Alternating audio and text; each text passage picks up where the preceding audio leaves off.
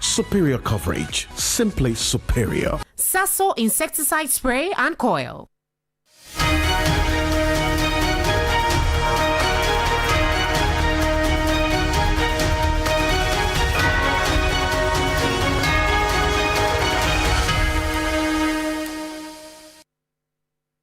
Hello, good evening, welcome. This is Ghana Tonight. We're live from Anuyusabata Desa Wakanda, also live on TV3 Ghana on Facebook and on DSTV channel 279. We're all across the world on 3news.com, also on 3FM 92.7. I'm Alfred Ocansey. This evening here on Ghana Tonight, we're live from the Sola Tuna Kaba district in the Savannah region. Why? Because the fear has gripped Benyini. That's a farming community in the area. The Inspector General of Police has stepped in to ease tension. Many, including vulnerable residents, continue to flee the area. Stay with us. We've got exclusive detail. We're live in this area tonight just to tell you exactly what is happening as we speak.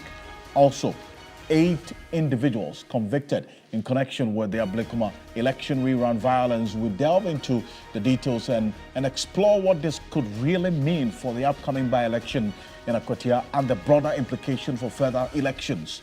A storm is brewing within the New Patriotic Party, as some will say, ahead of the crucial flag-bearer election. But is this internal friction a sign of deeper cracks or just part of a normal political maneuvering? And also the party's intention to expand the electoral college in the process of electing their flag bearer. Stay with us, we have a conversation. As always, you're an integral part of it. Let's hear from you. The hashtag we're using is Ghana Tonight on Facebook and on X. Let's get talking.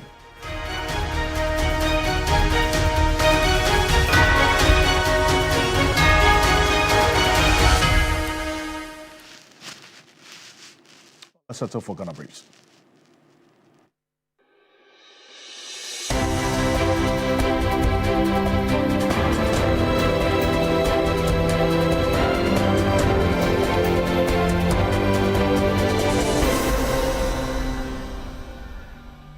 Eight persons who were arrested in connection with the Ablekuma North election rerun violence have been convicted by an Accra Circuit Court. This was after they had pleaded guilty to conspiracy to commit crime, to wit, assault and count of assault. The accused persons were convicted on their pleas, and the court deferred sentence to Friday, August 29, 2025.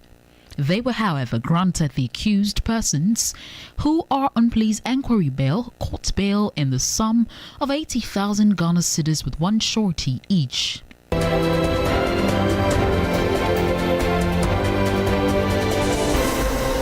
Pressure is mounting on government to begin implementing the Affirmative Action Law nearly a year after its passage in 2024.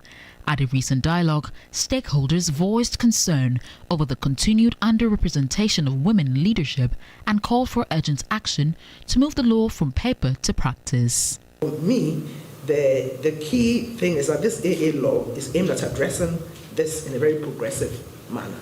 The answer lies in the hard truth of women's exclusion from decision making from a population which is majority women. I think our last population census said women were 50.7. That means that we are outnumbered men. Yet, within our governance structures, it's a different thing.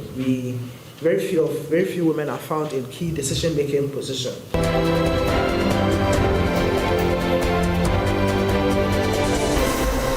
Deputy Presidential Spokesperson Shamima Muslim says the suspended Chief Justice Gertrude Tokonu must follow due process and trust the institutions to deliver justice. Speaking at a national dialogue on the implementation of Ghana's Affirmative Action Law, she encouraged women not to be deterred by public scrutiny but step up confidently into leadership and governance roles.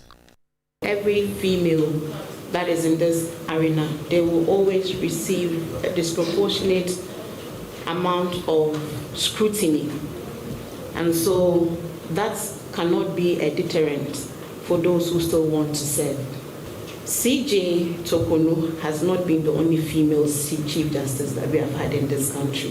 When in doubt, I say follow the law and due process. That would always be your best alibi.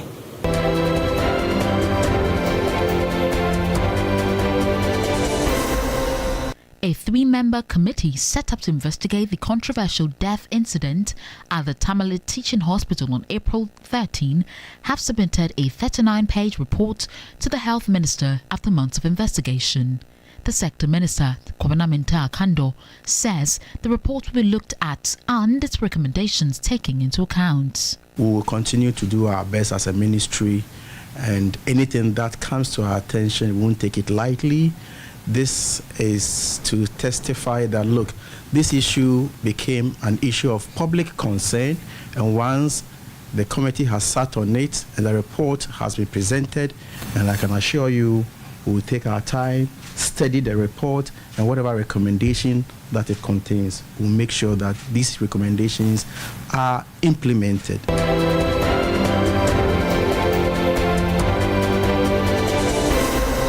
The Vice President, Professor Nana Jane Pokwajiman, has underscored the need to champion the use of data for improved governance and policy making for national development.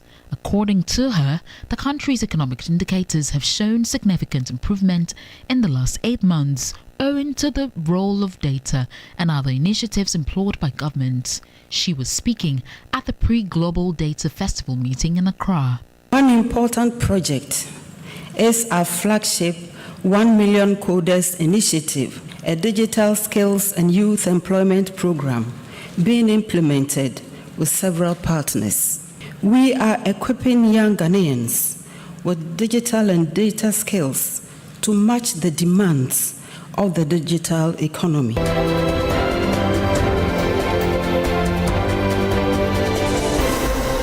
Financial mismanagement among government agencies has seen a jump in the last year, especially payroll fraud, which saw 300% rise from 14 million cedis in 2023 to 57 million cedis in 2024. The Public Accounts Committee has demanded stricter measures to deal with the increasing financial infractions captured in the Auditor General's reports. Deputy Finance Minister says a staff at the Accountant General's Department is under investigation for a related offence. We've come across some allegations of payroll-related fraud issues that we have asked the investigation agencies to investigate. Fortunately, because these things are done on the system, it is even possible for us to see who activated somebody, who deactivated the person, and all that. There was one that went viral recently.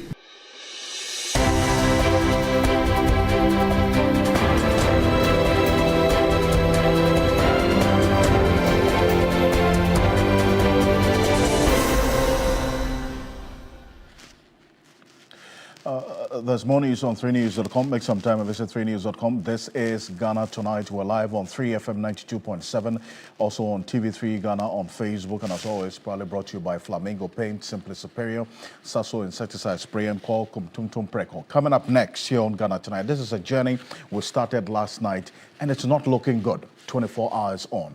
That's because fear has gripped Benyeri in the Sola Tuna Kalba district in the Savannah region as tensions escalate. Even with the IGP, Christian Teteyono, stepping in, residents, including the vulnerable, are fleeing the area. We're live right now on the ground in the Benyere area, a farming community in the Sola Tuna Kalba district of the Savannah region. The situation not looking good. Let's cross over live right now to give you a feel of exactly what's happening there. And many continue to flee this troubled area of Benyere despite the IGP's presence. Christian Teteyono is there. He's leading a high-level security delegation to the Sola Tuna Kalba district after deadly communal clashes there has claimed more than 10 lives. Now, these are live videos as we speak. This is what's happening right now. The residents are fleeing the area. Yesterday, we showed you videos of some of them fleeing. In fact, the attempt to flee the area has continued over the last 24 hours after yesterday when we gave you that exclusive detail. This is what is happening right now. The residents, children, women mainly, queuing to leave the area. They are waiting for vehicles and other forms of transportation. In fact, a number of them, we understand, are crossing over to neighboring Ivory Coast to seek shelter there because of the violence that has claimed over 10 lives as a result of what we understand to be a protracted land dispute, which has persisted despite the deployment of the police and military personnel to the area. This is what is happening there right now. And the IGP, we understand, has arrived in the area to assess the situation, but it's still not looking good, as far as we do know, and based on what we are seeing right now on the television. For the benefit of those of you listening to us on radio, we have a long queue of women and children, mainly residents of Benyiri, this farming community in the Solatuna Kaba district of the Savannah region, attempting to leave the area. In fact, a number of them had to flee the area as of 24 hours ago, and that is ongoing still as we speak. Christopher Macon is our Savannah regional correspondent. He's joining us on Zoom right now. And let me also acknowledge the presence of Richard Kumado. He's a security analyst. Gentlemen, good evening. Thank you for joining us here on Ghana Tonight. Good evening, Alfred. Great. Now, Chris, I'll start off with you for good reason, because what we're just showing our viewers, as I did describe, is this long queue of residents in this area, this Benyiri area, in the Solatuna Kaba district, where you've been monitoring the situation. In fact, I know that you're close to the action right now. Now, tell me what the security agencies are doing to, as it were, give confidence, some sense of security to the people, because despite their presence, they are queuing to leave the area. Yes, Alfred, it's very pathetic to say the least, because if you visited the Benyiri area, you realize that life is indeed very tough for the many residents living around that area. Since yesterday, when the IGP announced that more security personnel have been deployed to the area, this morning we still saw some attacks on some communities. Even when the police in the Benyiri community escorted some persons from the community to safety, by the time they returned to the community, the chief's house was burnt. And that tells us how serious the situation is. And the IGP currently is in the Kalba community. He's been engaging the chief of Kalba and the people within that enclave. He visited the Benyiri community and other adjoining communities, yet to get to the Sola community, where a lot of the residents, victims of this conflict, have fled to. A while ago, I was at the Sola police station, and I must say that, Alfred, things are not rosy for the many women, children, and physically challenged persons who have managed to flee the area. In fact, buses and other transport means do not even want to stop and pick these people, even though they are holding money and ready to board vehicles to other parts of the country. I asked a few of them where they are going to. They said they are just entering the buses to go to wherever that the bus will leave them, because they will feel safer there than being around here. Alfred, I must also say that some of them, actually, the women have not eaten for the past 2 days being at the police station. All they do is to look for food and give to the children that they are moving with. Fortunately for them this night, the gender minister, actually through the Ghana School Feeding Coordinator in the Savannah region, prepared 100 packs of food with water and has given to them to take. So that is what some of them have taken today. For the past 2 days, they've not eaten. So, Alfred, it's a very, very terrible situation. The IGP has indicated in Benyiri that more police will be deployed to the area, and also appealing to the feuding factions to lay down their arms and embrace the peace talks or negotiations that the Solatuna Kaba District Assembly has started. Together with the Savannah Regional Security Council, the IGP, and of course, Alfred, the commanding officer of the Northern Command of the Ghana Armed Forces, was also in the area. In fact, he has to stay on motorbikes to be able to access some of the areas. And so, Alfred, it's not an easy thing, and the escalation is what we should be worried about. Because if you go to the area, you find out that the place is a scattered area. And so you see one community here, you go a distance, you see another community. And some of these communities are not easily accessible. So the police and military are unable to move into these communities with their vehicles. So when there is an attack here, by the time the security operatives in these areas will move to the place where the fresh attack is taking place, they would have been done attacking the place and moving to another place. And so it's a very serious situation. And like the IGP said, more security personnel will have to be deployed to the area. Now, you've referenced him a number of times. And after assessing the situation there, this is what Christian Teteyono had to say. Since I came, we don't hear any gunshots and all those things because the security personnel have actually taken the ground and then making sure that life will return to normalcy. Yes, so I can say that we are firmly on the ground. The police, military, and other security services working together to make sure that life returns. If things are not well, passing through this tough terrain, several kilometers to get here, it will be difficult for you and I to get here. But your observation shows that at least, the gunfire has come down.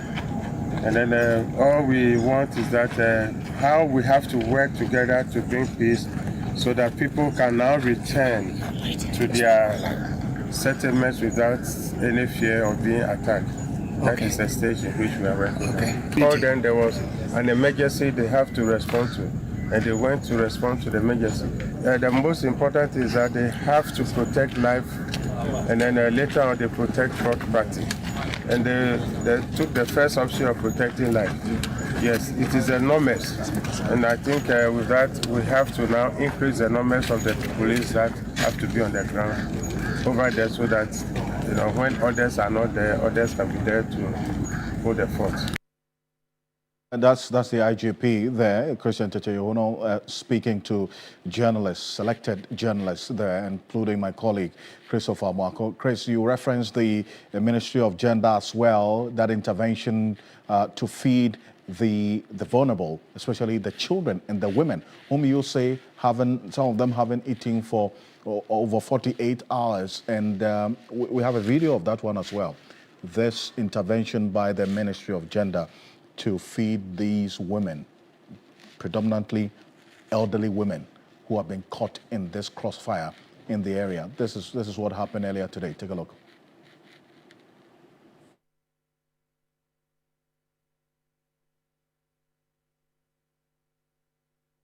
And that's exactly what, Chris, you referenced. They're scrambling for their food, clearly confirming what you had indicated. They're living days without food there. And what is also troubling is the elderly in there as well. The elderly, quite a number of these women who have been impacted by this conflict and are fleeing the area are elderly. And you spoke to a 78-year-old woman. Yes, Alfred. In fact, as like I said, it's very pathetic. It's an eyesore because when I got there, I saw very old women, very, very old women. I wonder how they were even brought to the Solar police station.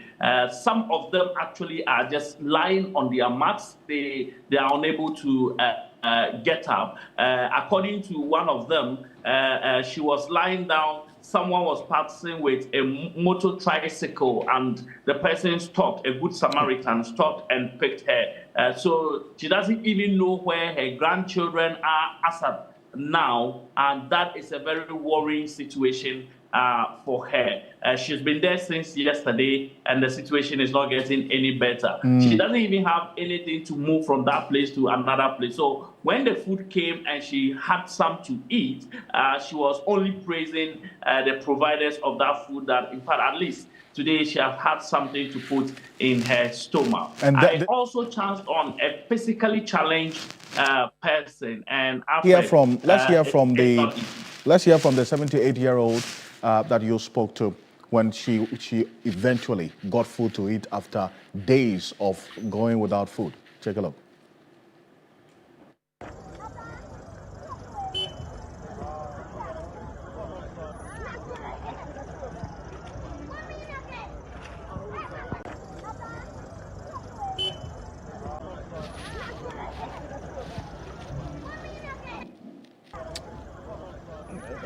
And this is the 78-year-old who, after living days without food because of this conflict in this Benyini area, after the intervention from the gender ministry, had eventually had some food to eat. And I see, Mr. Kumado, shaking your head as to a worry and sadness, but there's not alone in this. There are physically challenged persons as well, persons living with disabilities who have also been caught in this crossfire as a result of this particular violence in the Benyini area in the Solatuna Kalba district of the Savannah region. You see this person who's having to walk on with the support of crutches also affected, and they are all fleeing the area as a result of this violence. It couldn't have gotten any worse than this, isn't it? Definitely, yes. Information management in moments such as this is very important. Once people don't know where to go and they don't know what is coming towards them, they are likely to follow where the masses are going. And if the solar area as a holding area for them, predominantly because of the police station, cannot hold up the elderly, the young, and the children, then you are likely to have situations such as this. And if the food distribution van do not also have enough personalities to identify people by categories in order to provide them with the food, even if it is available, then you are going to have a struggle where it becomes the survivor for the fittest. And these are the unintended purposes and activities of conflict, and when they escalate very fast, because nobody imagines what would have happened if they stay at home. Would they be killed, or their grandchildren will come back to them? We need to stop it as quickly as possible. We need to ensure that we provide a security cover. And thank God that IGP himself is on the ground. My sources says that additional numbers might be getting to the ground. Let's call up the area, stretch up our resources, and make sure that we flash out people who have taken advantage of the vulnerabilities and created problems for the communities there. I see. Now we're talking about some reinforcement. How potent will this be, especially because there was police and military presence there, and then this violence is taking place? In fact, it's escalated beyond some levels now, leading to the death of over 10 people in the last couple of days. So beyond the reinforcement, what other strategies are we supposed to be seeing?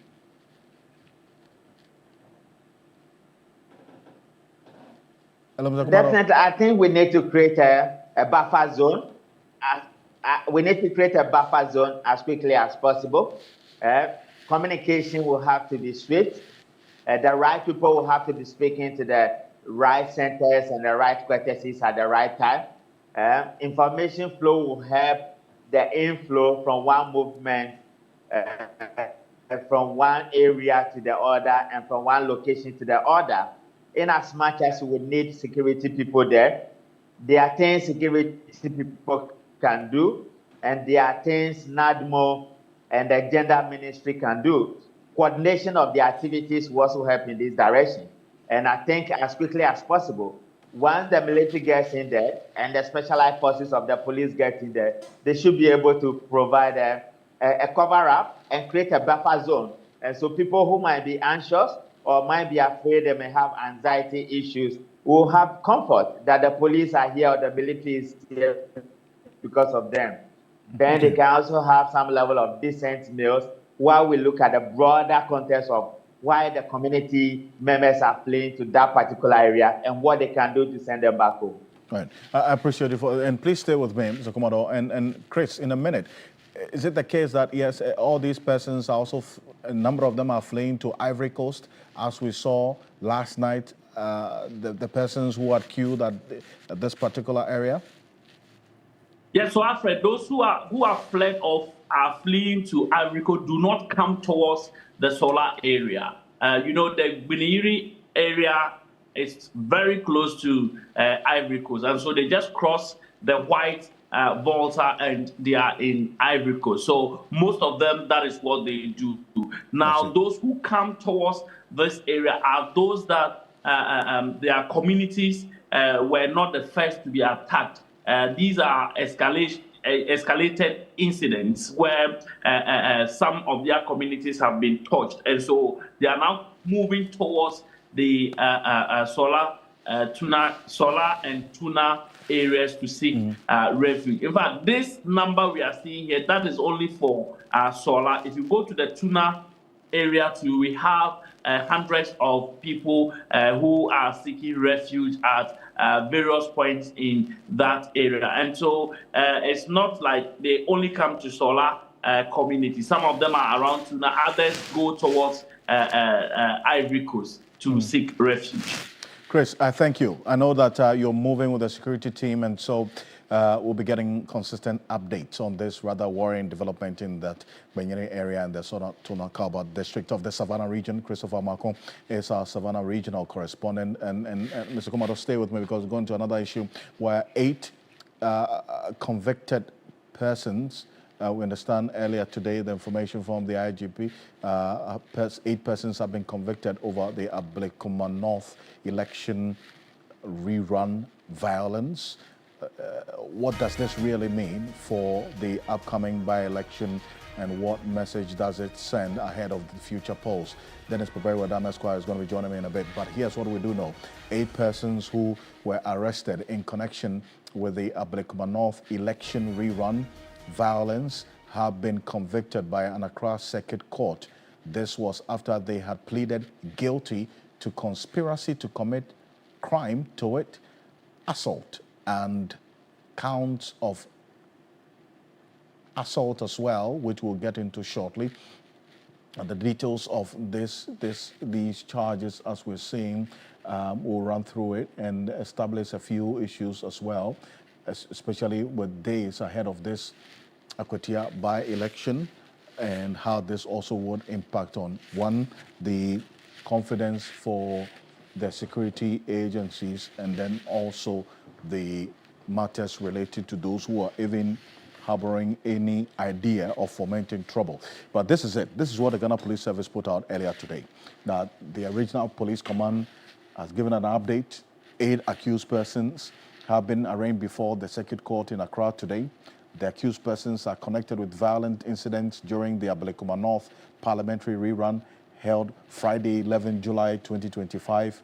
Now, the accused persons are Mohammed Abubakar, 32 years of age, a private security officer; Tijani Mahamudu, 38 years of age, a driver; Prince Jakwasu, 39, a businessman; Anas Mohammed, 42, an estate developer; Mohammed Hamza, 35 years old, a mechanic; Dakon Otibo Samuel, 33 years, a businessman; Musa Muntari, 46 years old, a station manager; and Ali Said alias Bomba, also 43 years old, a businessman. We've been showing you videos of what happened, but the police say these are the 8 persons who say they pleaded guilty.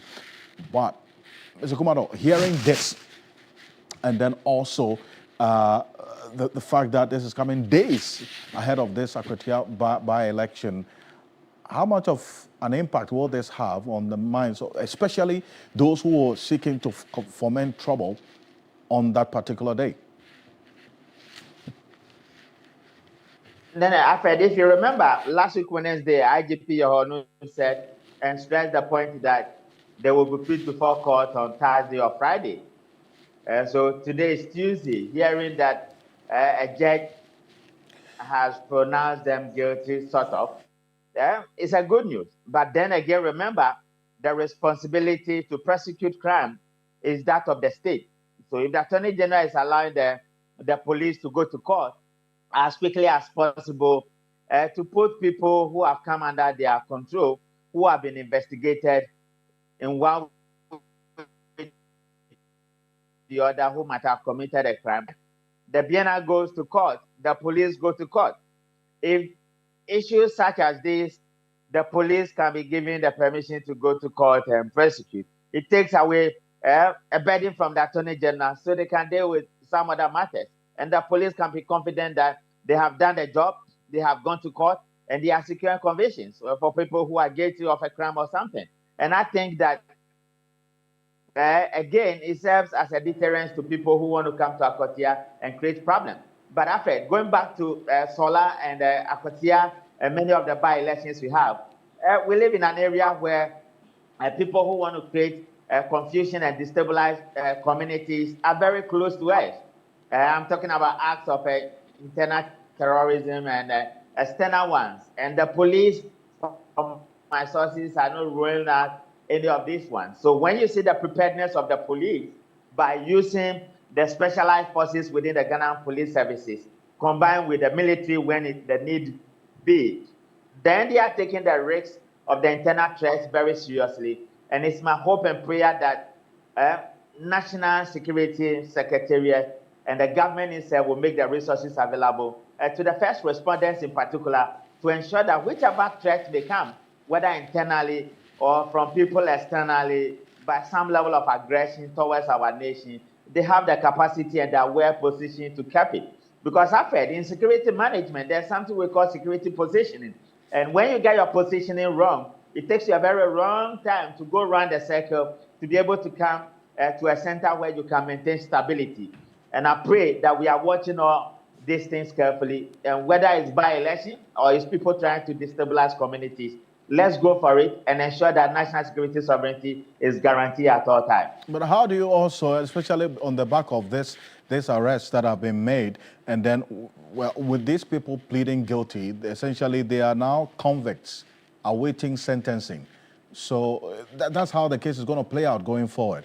And there are those who also reference a more expanded investigation into what probably could have also led to this violence, and which I know is a conversation you've had or been involved in over time on that particular incident, and some persons who have been involved in similar acts of violence in elections that have not been convicted as well. Is there any legitimacy to that particular argument that, look, if we're stemming this and then also trying to stop this election violence, it must be broad and encompassing? Yeah, they have the right to make that argument, but after once they are playing into the gallery by setting up commissions, you know the outcome of the Ayawaso West Commission, nothing happened. That became a political football ground. We are security managers, we are investigators, we ensure that the state is kept safe. We want to protect the state and protect everybody, every asset of the state. Allow the frontline law enforcement officers, the police in particular, particularly the frontliners, to deal with issues of crime precisely as possible. And this is one of them. The police made the arrest, the police investigated, the police put them before the court, and the police persuaded the judge based on the facts out of the investigation. And if the judge see wisdom in what the police are saying, based on the evidence presented before the judge and sentence them, then we say kudos to the police. And that is the way it must be. People will want a extended version of interdependency and parliamentarians getting involved and commissions of inquiry and all that. Yeah, that is great, but that's placed to the public gallery, and that has not given us any results over the years. Police but that's where the issue is. Responders when it comes to crime prevention in this country. That's what the issue is. We are now seeing a different approach so where after the we point are I'm now making seeing is the that different they are approach. trying to I'm take coming away- to a point. Yes, we're now seeing a different approach where the police is now, leading this entire process of prosecution. There's been no commission of inquiry established. The police has done their job of investigating this, as against the previous instances where commission of inquiries were established, white papers issued, and nothing done, even though persons were found guilty of involvement in acts of violence during elections. Yeah, definitely. I love this one. And I've been a crusader for this particular one. So I'm tempted to call the IGP and say kudos, or have a cup of tea on my own, because this is the way it's supposed to be. And politics and political actors are threats to democracy, and they can destabilize the state by certain actions, predacious characters hiding behind politics, or the treacherous elements within. It can create problems. And once commission of inquiry is set, they know it wouldn't get anywhere. But I love the police. When the police need help, the BNI is there to provide them the intelligence, and they will always lead. Then you also have your brothers in the military, where they come to destabilize whoever groupings or whoever will want to destabilize the state. That gives some level of leverage to the police and give them the confidence that, yes, we are investigators, we are prosecutors, we can get the job done. Alfred, in investigation and prosecution, one of the critical things is that in some other countries, prosecutors from the Attorney General Department go to the field with the investigators. But when you have a case where investigators do the job and some other people have to go to court, and there have been cases in this country where they go to court and do some other things, it can serve as a disservice and demoralization to the frontline investigators. Allow the police, if you think they need capacity building, make their resources available, build their capacity in terms of prosecution, and let them do the job. And this is the way it has to be. And so kudos to the police, and they should take it, and that they should take this victory or this succession in prosecution to Akotia, and make sure that those who come to commit trouble are arrested as quickly as possible, and they are prosecuted, because no punishable of offenses will always rationalize bad behavior and promote antisocial tendencies in society. Then ask yourself, how many election violence has been swept under the carpet? And that is becoming a new trend and a new platform for some other people to exploit the vulnerabilities in communities. And we need to stop it. It doesn't help anybody. I thank you very much for joining us. Richard Komado is a security consultant. Thank you for joining us here on Ghana Tonight. There's a news just coming through from the Narcotics Control Commission. NACOC, they have arrested a prime suspect in 8 kilograms cocaine shipment attempt. We have a statement that's going to be portions of it on the screen right now, but the blurred image of this gentleman, the man we're talking about, the Narcotics Control Commission has arrested the main suspect behind the attempted trafficking of 7 slabs of cocaine weighing a total of 8 kilograms through Swiss port at the Kotoka International Airport. The illegal drug consignment was intercepted during separate attempts on August 13 and 14, 2025, en route to the United Kingdom. Preliminary investigations reveal sophisticated concealment methods intended to bypass the security checks at the airport. According to the Narcotics Control Commission, the suspect was apprehended following detailed surveillance and intelligence-led operations. Authorities who understand believe the individual plays a central role in an international drug trafficking network operating between West Africa and Europe. The suspect is currently in custody.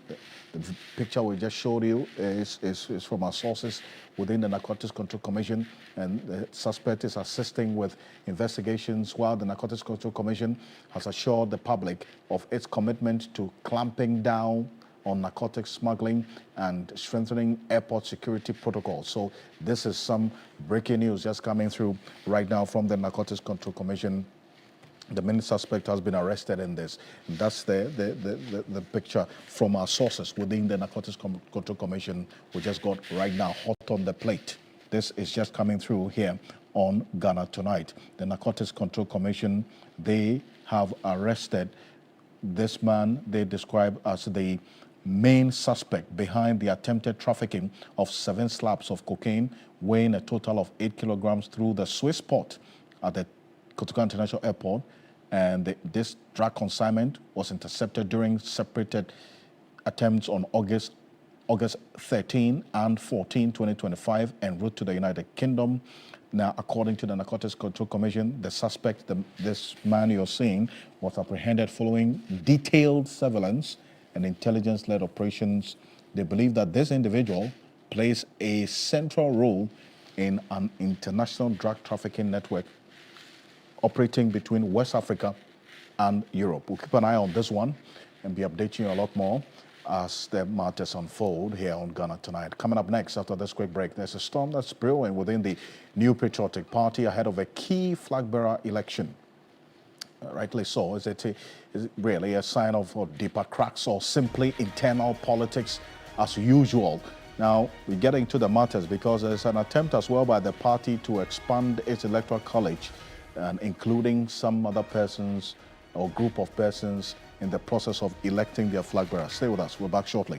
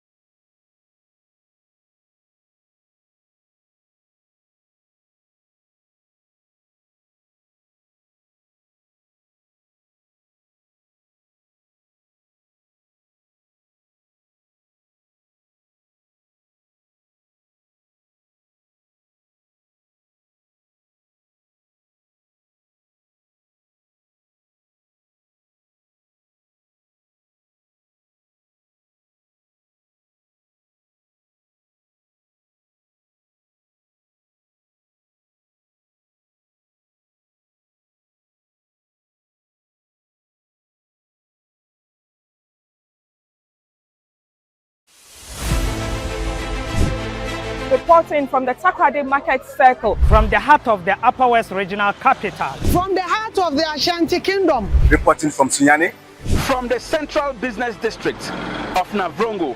The parliamentarians are on recess. This is where it all unfolds, the moments that potentially alters the course of our nation and the world. These are the individuals we recognize, the voices we amplify, who appears on screen and who contributes behind the scenes.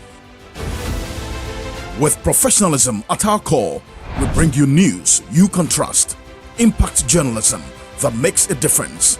This illustrates how diverse perspectives enhance our strength and reinforces our mission. This is 3 News. Leaders in breaking news, exclusive interviews, Facts and analysis on TV, radio, online, and digital. 3 News, first in news.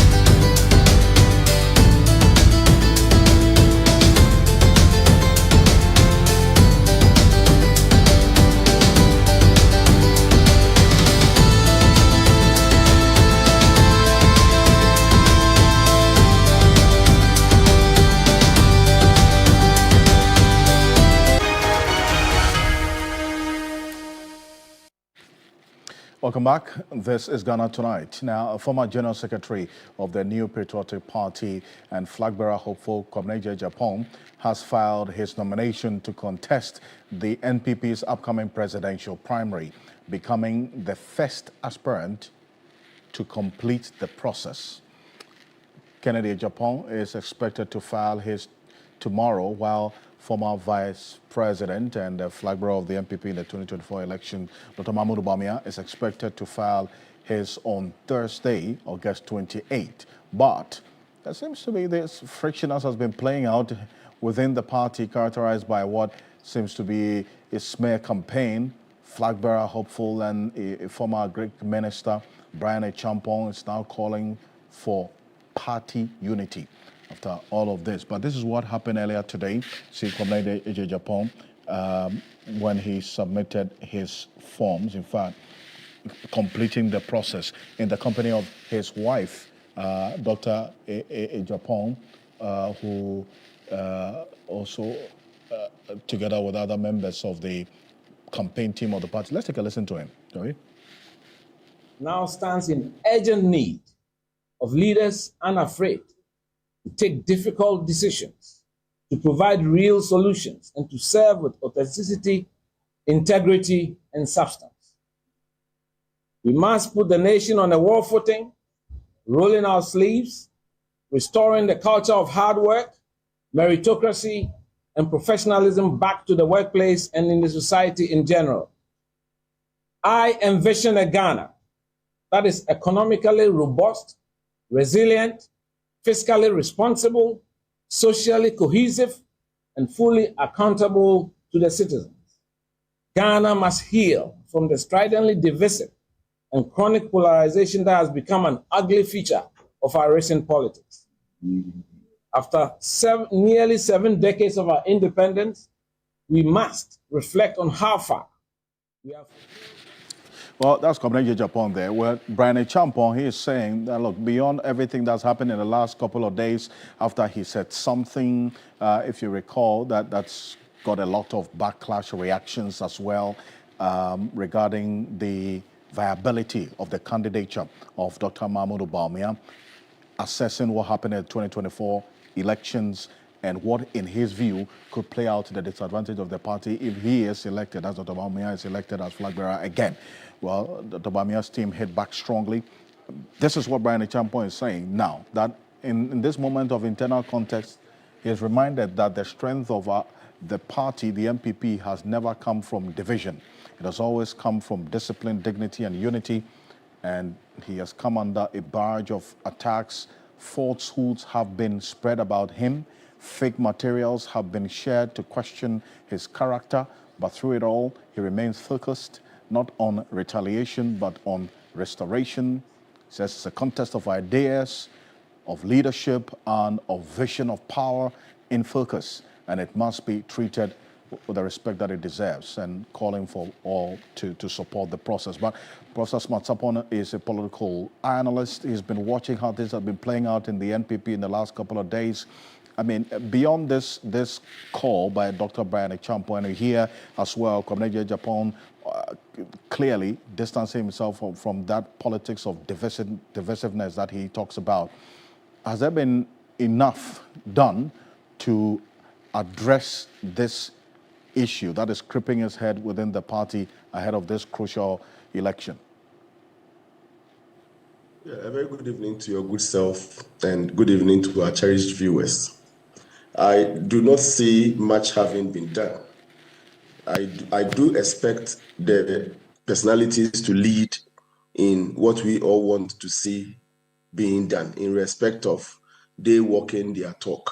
So when they meet party people where no one is there, this unity call, I'm sure, is not what they preach there. And they should be minded that nowadays, in this new era, people will be recording you. I'm not sure they would ever call meeting of party people and ask everybody to take his phone away or so. So they should be mindful that whatever you say, wherever you say it, people will be listening to you, recording you, and it may come out.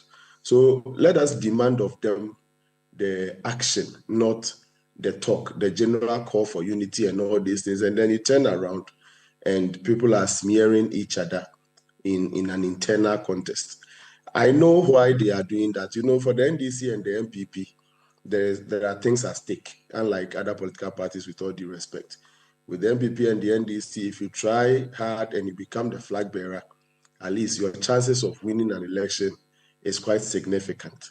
And so they may want to compete to lead. So the flag bearership elections of the NDC and the MPP are expected to be a little heated, with something at stake. But it should be a contest of ideas as they all come out of their secret smearing campaign and come and tell us in public that it should be an issue-based campaign. They should do that in action and not just in words when they come out of where they go to smear each other. Were you expecting any whips to be cracked in the last couple of days? They are now submitting their forms. Hopefully by close of this week, if not all, perhaps most of them would have submitted their forms. I don't know the deadline actually, but I'm sure after the deadline, when they are called into a meeting, some of these things are going to feature prominently in the vetting that they may be going through. And right after vetting, if they go out there to do the real constituency campaign, we wish to see that they would have listened to their leaders and would have changed into more of issue-based. You know, one thing they don't know is that if there is any campaign that seeks to smear one person or direct its attention, target towards one person, you rather tend to popularize or make that person a very, very, very important person in that contest. So I don't know who is coaching them, but politically, if Brian is targeting Bawumia and Ken is targeting Bawumia and this one is targeting Bawumia and everybody is targeting one particular person, you rather end up making that person the most important person. Delegates will be turning their attention towards him, trying to find out what is it with this man that everybody is coming at him, especially if the government of your smear is not too much of a criminality. Or how does one become a victim for being an Akan or an Efanti or whatever. How?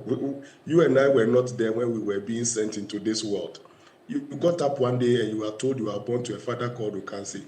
And that is how you belong. It's natural. Nobody gets credited by smearing the other, especially on grounds that are not of a dubious nature. So they should desist from all those things. Religion is nobody's making. It is a matter of faith. Where you come from and all those things, too trivial, and only gives them a divisive profit. They should desist from it. Stick to the issues. We want leader to lead the MPP, and if by God's grace he becomes the president, lead the republic. Issues of the republic that the party can address should feature in their campaigns. Issues within their own party, the division, the rebuilding, the recapturing, and all those things should be part of their campaign, and not individual attacks as we see them do. We expect the leaders to talk to them, especially during the vetting or after the vetting, and let's see whether they will change from it. Right. Yes, there is something at stake, but you need to still do a clean campaign. And Prof, before I let you go, there's another development as well within the NPP, because there's an attempt now to expand the electoral college of the party. This is what was the case until today. These were the persons who were eligible to partake in the election of a presidential candidate.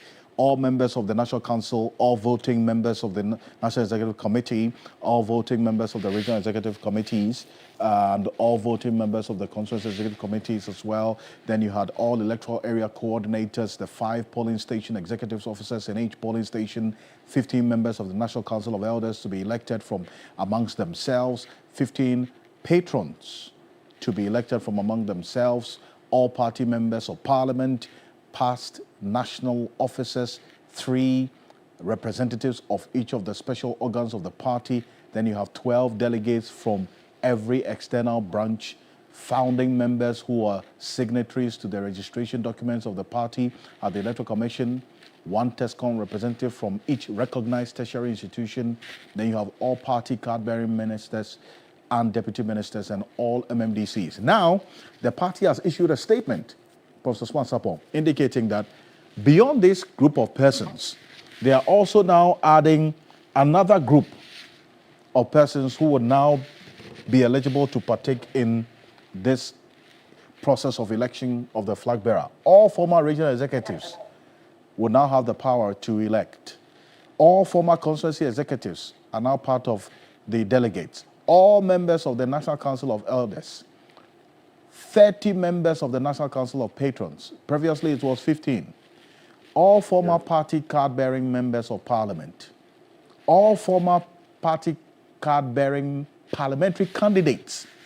So you see, it is interesting. And all past national officers, all external branch executives, all former external branch executives, and TESCON president from each recognized tertiary institution. Previously, it was limited. And we see the national TESCON coordinator, all regional TESCON coordinators are also now having voting rights. 1 TESCON patron from each recognized institution, all former party card-bearing ministers and deputy ministers, all former party card-bearing MMDCs, 10 members from each regional council of elders, 10 patrons from each region, 5 members of each constituency council of elders, 5 patrons from each constituency. This is a large group now we're seeing now. And they are supposed to also register to qualify as delegates. How does this development strike you? Well, they agreed during their conference to expand, and this is one of the effects of the outcome of the conference they attended at Legon Sports Stadium. I think these ones are highly identifiable people, and I do not expect chaos to erupt in this registration exercise they have published. Where I suspect some 1 or 2 H's may come will be item, I think 17, 18, 19, where 10 members from each regional council of elders, assuming they are more than 10, 20, what is going to constitute the criteria of selecting those 10? 10 patrons from each region, assuming there are more than 10, what is going to constitute the criteria for the selection or the inclusion of those 10? 5 members of each constituency council of elders, assuming there are more than 5. I don't know the dynamics, but I think with the exception of 16, 17, 18, 19, the rest are identifiable people. In the TESCON, what is going to become is that if the elections were quite smooth, it's going to be now extremely intense because students are going to have voting rights and it's going to form part of the basis for the competition and all those things. But I mean, these are highly identifiable people with the exception of 16, 17, 18, 19, where some criteria will have to be put in place to select those 10, 10, 5, and 5. But I'm sure the committee in charge would guide the process, and then the regional, the constituency, wherever these elections are going to be done, they'll be mindful of the fact that they need to help their own party rebuild so they can come up in 2028 stronger, and they will do it peacefully. We do not want these things to bring further chaos or division in the party. For joining us is a political analyst, Professor Sabon. Thank you. On behalf of the rest of the team, we do appreciate your company. Join us same time tomorrow for another conversation. I'm Alfred Ocansey. Have a good night. Ghana Tonight is brought to you by Flamingo Paint. Superior durability, superior hiding, superior coverage, simply superior. Sasso insecticide spray and coil.